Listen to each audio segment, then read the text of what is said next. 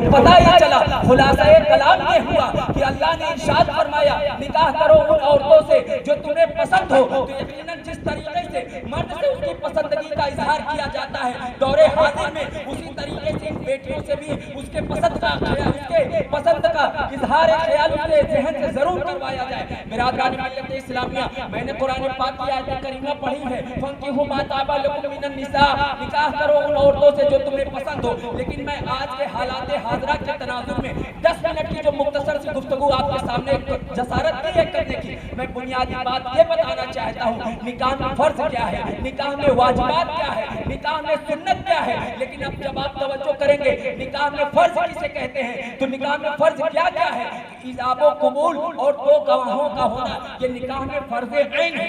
دوسری چیز جو واجبات ہے، وہ واجبات سب سے اہم واجب جو ہے وہ حق مہر ہے، جو عورتوں کا حق ہوا کرتا ہے۔ اور تیسری چیز جو سنت ہے، اس سنت میں آپ دیکھیں گے تو سنت میں اول سنت دعوت ولیمہ کرنا ہے، دوسری سنت چھوہارے کا تقسیم کرنا۔ یہ 3 اہم چیزیں نکاح کے اندر ہے۔ لیکن آپ حالات کا مشاہدہ کریں، اگر آپ حالات حاضرہ کے تناظر میں آج وقت دیکھیں گے کہ عوام الناس نے جس نکاح کو اللہ کے پیارے حبیب جناب احمد مصطفیٰ محمد مصطفیٰ صلی اللہ علیہ وسلم نے ارشاد فرمایا کہ بے شک میرے نزدیک سب سے پسندیدہ نکاح وہ ہے جو کم خرچ میں کیا جائے۔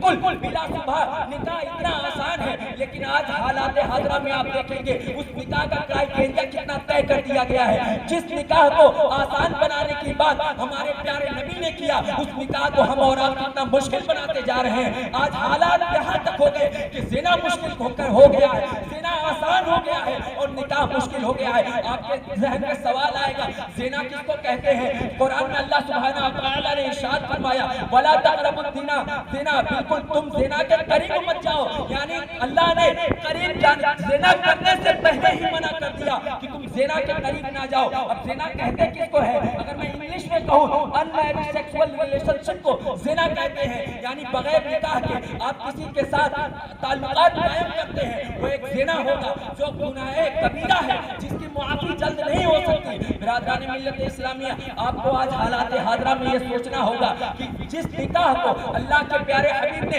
اتنا آسان بنانے کی بات کی ہے، اس نکاح کو قوم مسلم آج کتنا خرچیلا بناتے ہوئے نظر آ رہی ہے۔ آج آپ مشاہدہ کریں گے کہ دولت کے نہ ہونے کی بنیاد پہ آج بیٹیاں گھروں پر ہیں، دولت نہ ہونے کی بنیاد پہ ان بچوں کا بھی نکاح نہیں ہو پاتا۔ آج بچوں کی عمر، لڑکوں کی عمر 30 سال 35 سال کے دہلیز تک پہنچ گئے ہیں۔ آج بچیوں کی عمر 25 سے لے کر کے 30 سال تک پہنچ جایا کرتی ہے، لیکن ان کے پاس دولت نہ ہونے کی بنیاد پہ، ان کے پاس زہر کی قیمت اثاثہ نہ ہونے کی بنیاد پہ وہ نکاح سے محروم ہے۔ نکاح ایک ایسا ریلیشن ہے کہ نکاح میں حرام فرد آپ کے لیے حلال ہو جاتا ہے۔ آپ مجھ سے پوچھیں گے حرام حلال کیسے ہو جاتا ہے؟ میں آپ کو بتاؤں گا، جو عورت کل تک آپ کے لیے غیر محرم تھی، کل تک آپ کے لیے حرام تھی، نکاح وہ پاک ذریعہ ہے، نکاح وہ پاک راستہ ہے۔ اس غیر محرم کو آپ کے لیے اللہ نے محرم بنا دیا، اس عورت کو آپ کے لیے حلال بنا دیا۔ اب آئیے میں اور آپ کو تھوڑی سی دور لے کر کے چلنے کی کوشش کروں گا۔ نکاح ہے کیا؟ نکاح کی اہمیت کیا ہے؟ اللہ سبحانہ وتعالیٰ کے پیارے حبیب جناب احمد مصطفیٰ محمد مصطفیٰ صلی اللہ علیہ وسلم کی حدیث پاک ہے، مشکات شریف سے حضرت عبداللہ بن مسعود رضی اللہ تعالیٰ عنہ نے روایت کیا ہے کہ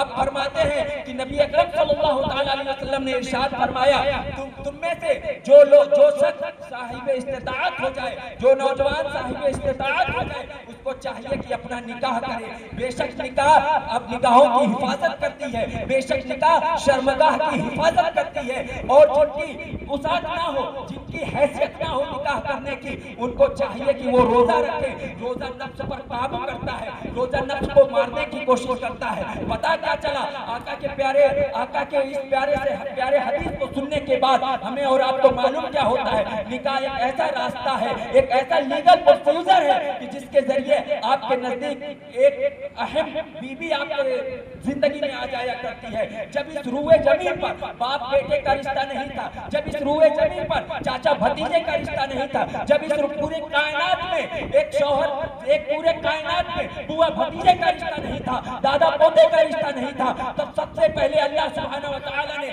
جنت کے اندر سب سے پہلا کوئی رشتہ قائم کیا وہ شوہر اور بیوی کا رشتہ قائم کیا، اور وہ رشتہ حضرت آدم علیہ السلام اور حضرت حوا رضی اللہ تعالیٰ عنہ کے مابین ایک جنتی رشتہ قائم کیا۔ اب آپ کو ایک ذہن میں ایک بات بتانا چاہتا ہوں کہ اللہ کے پیارے حبیب کے اس زندگی سے ہمیں اللہ کے پیارے حبیب کے اس شریعت مطہرہ کے ذریعے ہمیں پتہ چلتا ہے کہ نکاح ایک جنتی رشتہ ہے، نکاح ایک جنتی رشتہ ہے۔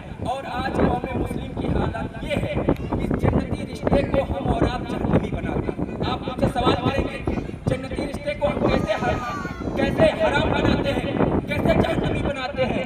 میں کہنا چاہوں گا یقیناً نکاح کرنا سنت رسول ہے۔ اللہ